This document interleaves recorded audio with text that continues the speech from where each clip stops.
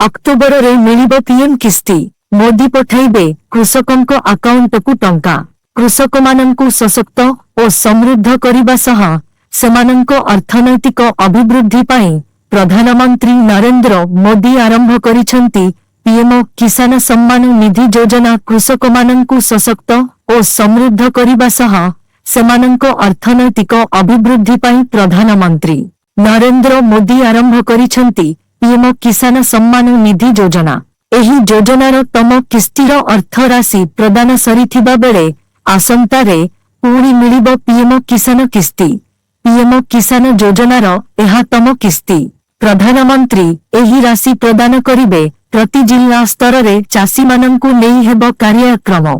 किसान सम्मान निधि योजना अधीन रे कृषक मानंकु वार्षिक 6000 टंका आर्थिक सहायता दिया जाउछि। कृषकंको आर्थिक आवश्यकता पूरण पई 2019 फेब्रुआरी 24 तारिख रे प्रधानमंत्री किसान योजना आरंभ करा जायथिला। एहारी मध्यरे प्रधानमंत्री किसान सम्मान निधि योजना 5 वर्ष पूर्ण होई सारिछि। प्रधानमंत्री किसान योजना चाषींकु तृणमूल स्तर रे सुदृढ़ करिब।